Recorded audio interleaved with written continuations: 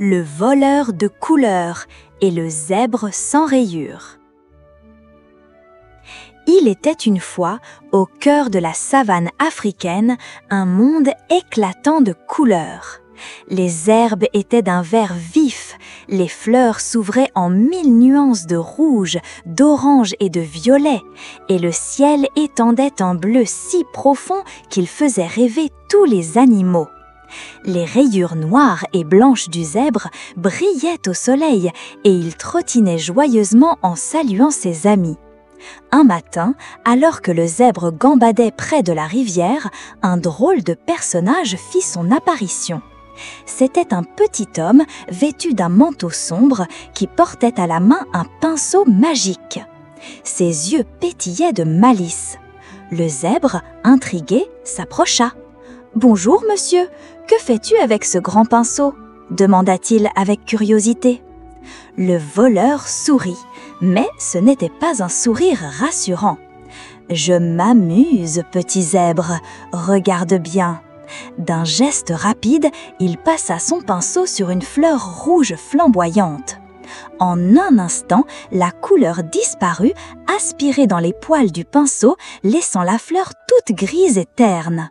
Le zèbre ouvrit de grands yeux. « Oh, c'est incroyable, mais c'est affreux !» s'écria-t-il, la voix pleine de peur. Le voleur éclata d'un rire moqueur. « Quand j'aurai fini, toute la savane ne sera plus qu'un tableau gris et moi seul posséderai les couleurs. » Pris de panique, le zèbre recula, mais le voleur fit tournoyer son pinceau dans l'air. En quelques coups rapides, il passa sur les arbres, le sol, les rochers, et toutes les couleurs disparurent comme par magie. Le vert, le jaune, le bleu, tout s'effaçait. « Non, arrête !» cria le zèbre, la voix tremblante de colère. Mais il était trop tard. Quand le pinceau effleura le zèbre, ses rayures noires s'effacèrent comme de la craie sous la pluie. En quelques secondes, il devint un zèbre entièrement blanc. « Mes rayures, mes belles rayures !» gémit-il, les larmes aux yeux de tristesse. Le voleur, satisfait, s'éloigna en sautillant, son pinceau brillant de toutes les couleurs volées. « Adieu, petit zèbre, profite bien de ta nouvelle peau toute blanche » lança-t-il avec un ton de moquerie. Le zèbre resta figé, le cœur lourd. Tout autour de lui, la savane ressemblait à une vieille photographie sans éclat. Les oiseaux aux ailes grises chantaient tristement et même la rivière, devenue terne, semblait soupirer. Soudain, une girafe s'approcha, pencha son long cou et éclata de rire en voyant le zèbre. « Mais où sont passées tes rayures? On dirait que tu portes un pyjama blanc !» Le zèbre vexé répondit avec gêné « Ce n'est pas drôle, on m'a volé toutes mes couleurs !» Un singe bondit d'une branche, fit des grimaces et ajouta en se tenant le ventre « Oh, mais tu es encore plus drôle qu'une banane sans tache. Tu es tout lisse, tout blanc, comme une coquille d'œuf. » Le zèbre, malgré sa tristesse, ne put s'empêcher de sourire un peu. « Bon, d'accord, peut-être que c'est un peu amusant, mais je veux quand même récupérer mes rayures. » La girafe hocha la tête. « Tu as raison, sans couleur, la savane n'est plus la savane. » Le zèbre redressa la tête avec détermination. « Alors, je vais partir à l'aventure. Je retrouverai ce voleur et je rapporterai chaque couleur, une par une. » Les animaux se regardèrent, étonnés par son courage. L'oiseau gris, perché sur une branche, dit d'une voix douce « C'est une grande mission pour toi, petit zèbre, mais nous croyons en toi. » Le zèbre sourit, le cœur un peu plus léger. Il leva les yeux vers le ciel, désormais gris, et murmura « Je rendrai à la savane son bleu éclatant, et je retrouverai mes rayures. » Alors, il prit une grande inspiration et se mit en marche, ses sabots frappant la terre poussiéreuse. À chaque pas, son ombre blanche se détachait du paysage sans couleur. Derrière lui, ses amis l'encouragèrent. « Bonne chance, petit pyjama blanc !» cria le singe en riant. « Reviens vite avec les couleurs !» ajouta la girafe. Et tandis que le vent soufflait doucement, le zèbre, malgré sa peur et sa tristesse, sentait qu'une flamme nouvelle grandir en lui, celle du courage. Ce fut ainsi que commença son grand voyage pour retrouver les couleurs perdues de la savane. Le zèbre marchait depuis longtemps dans la savane, devenue grise. Ses sabots soulevaient un peu de poussière terne, et tout autour de lui, les arbres semblaient endormis. Pourtant, il gardait au fond de son cœur une étincelle de courage. Au détour d'un sentier, il aperçut une silhouette familière. C'était le lion, autrefois majestueux et doré, mais qui paraissait maintenant triste, sa crinière sans éclat tombant sur ses épaules comme une vieille couverture. « Bonjour, mon ami » dit doucement le zèbre, la voix chargée de tristesse. Le lion leva ses yeux ternes. « Oh, est-ce bien toi, zèbre? Tu es tout blanc.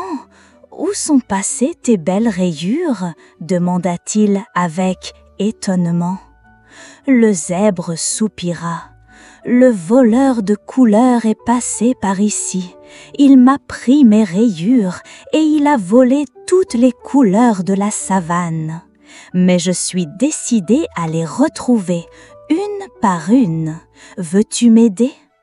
Le lion grogna doucement, secouant sa tête lourde. « Je ne suis plus que l'ombre de moi-même. Sans mon éclat doré, je n'ai plus de force.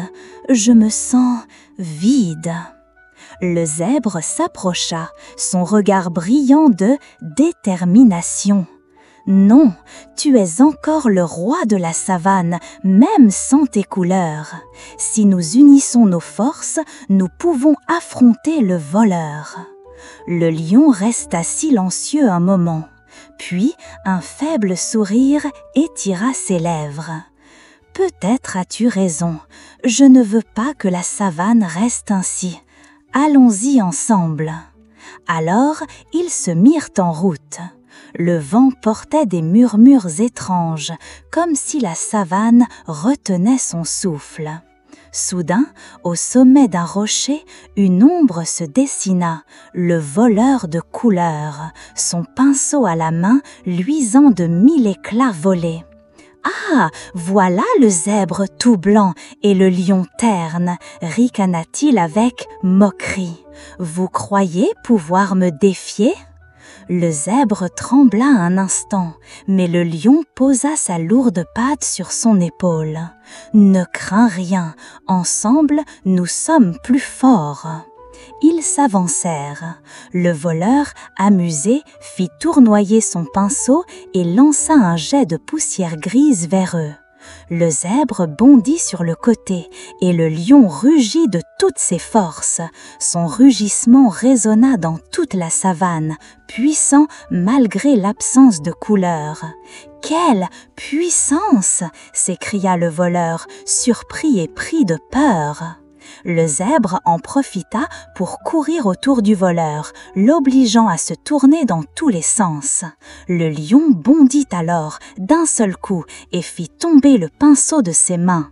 Le voleur cria « Non, rendez-moi mon pinceau !» Mais le lion posa sa patte dessus et le zèbre souffla « Cette fois, c'est fini pour toi !»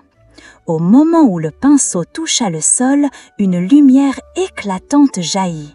Un rayon de jaune doré se libéra, brillant comme le soleil. Le lion fut enveloppé d'une lueur chaude et sa crinière retrouva son éclat doré.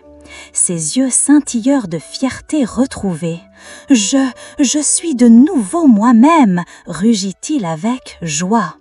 Le zèbre regarda son flanc et vit que l'une de ses rayures brillait d'un jaune doré.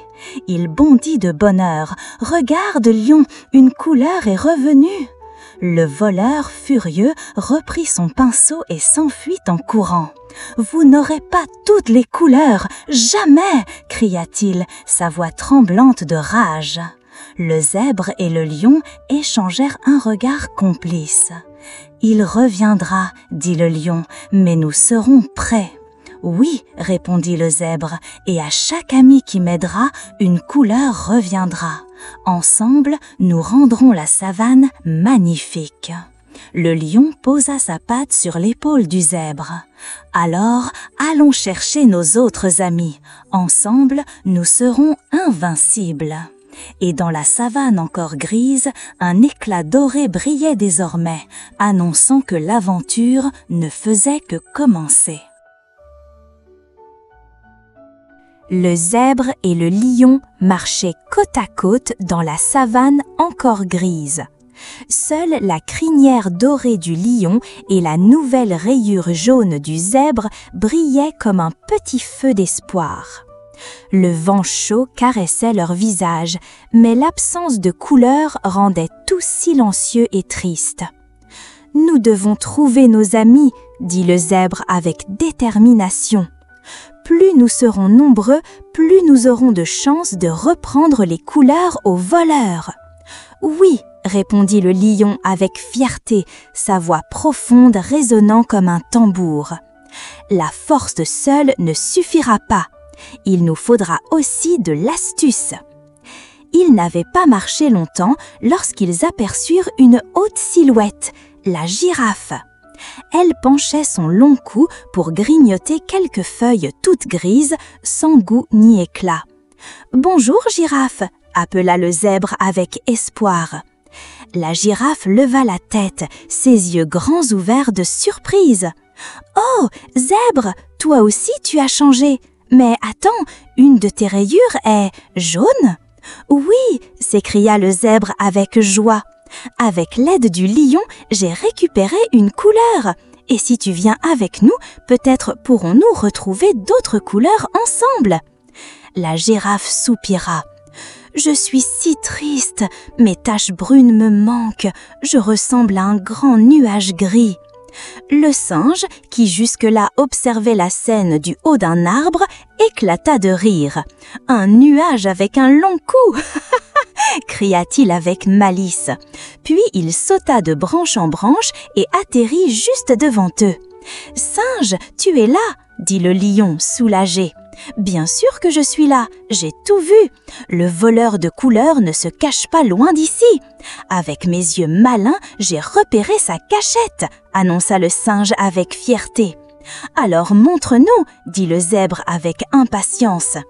La girafe plissa les yeux et allongea son cou pour scruter l'horizon. « Oui, là-bas, derrière ce grand rocher, je vois une cabane étrange et je crois que le voleur y dort. » Le singe claqua des mains. « C'est notre chance. Pendant qu'il dort, je vais lui voler son pinceau. Laissez-moi faire, je suis le plus agile. » « Attention, singe, » prévint le lion avec sérieux, « le pinceau est dangereux. » Mais le singe fit une grimace et répondit « N'aie pas peur, je suis aussi rapide qu'un éclair. » Alors, pendant que la girafe surveillait du haut de son long cou et que le lion et le zèbre retenaient leur souffle, le singe s'approcha à pas feutrés de la cabane. Le voleur ronflait bruyamment, serrant son pinceau contre lui comme un trésor.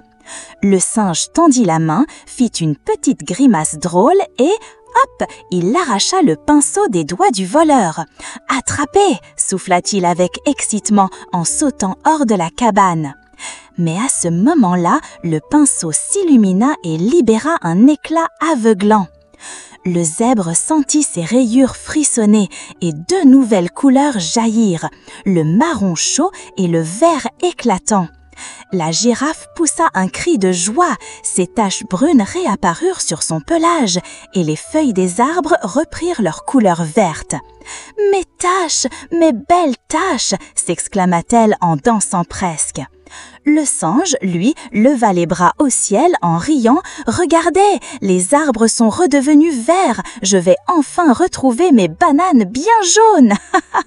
Le zèbre souriait de toutes ses dents. Deux nouvelles rayures colorées brillaient sur son corps et la savane retrouvait un peu de vie. Mais soudain, un cri de colère résonna. Le voleur s'était réveillé. « Voleurs, rendez-moi mon pinceau !» hurla-t-il en courant vers eux. Le lion bondit devant le groupe, grondant avec courage. « Non, tu ne voleras plus jamais nos couleurs !» Le voleur, effrayé par la force retrouvée du lion, recula. Mais son regard noir et sa voix menaçante résonnèrent. « Vous ne savez pas à quoi vous vous attaquez, je reviendrai !» Puis il disparut dans les herbes hautes. Le zèbre tourna la tête vers ses amis.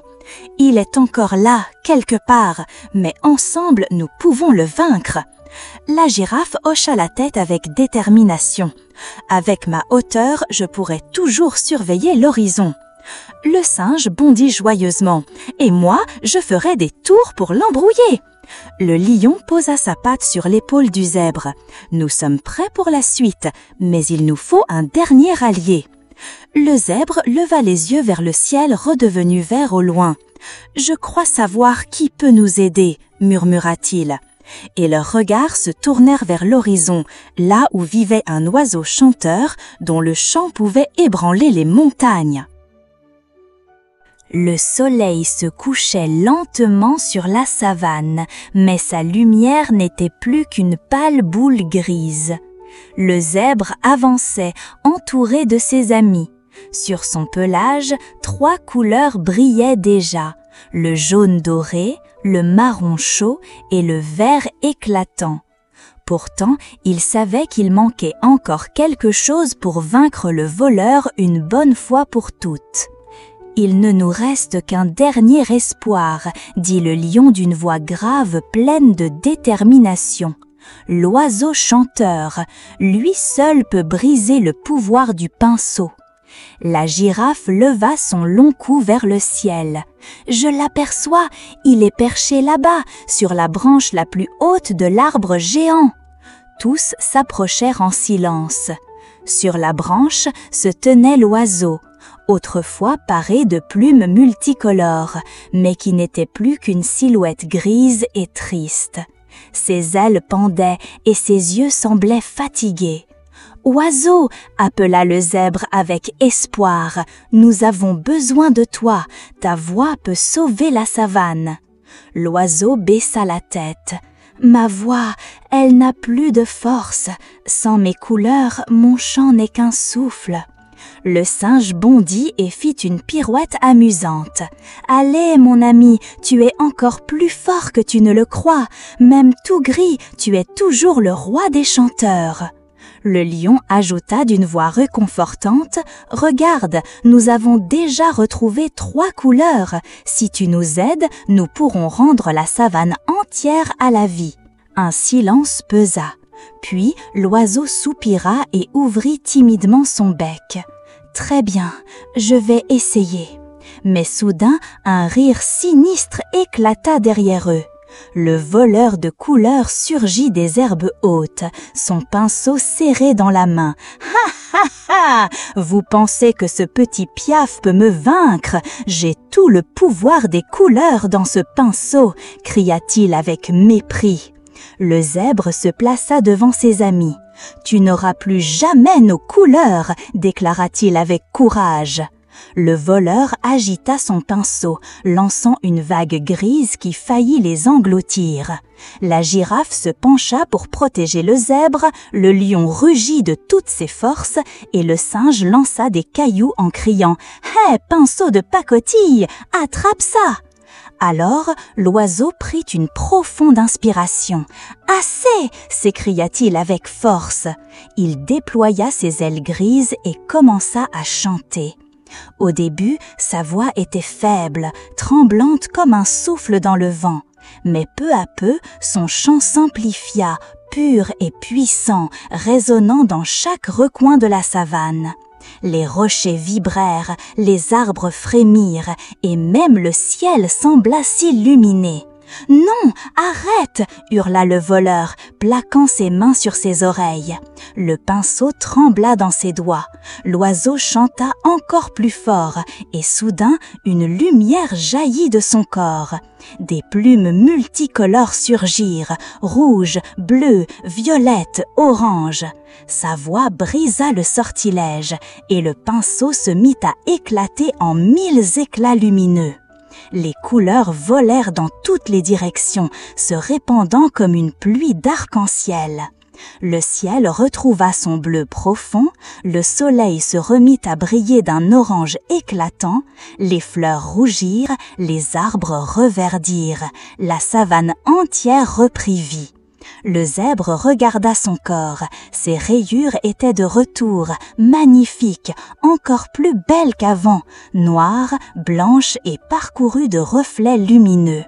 Il se mit à galoper de joie, bondissant dans l'herbe redevenue verte. « Mes rayures, elles sont revenues !» cria-t-il. Le lion secoua sa crinière dorée avec fierté. La girafe dansa en tournant son long cou, heureuse de revoir ses taches brunes.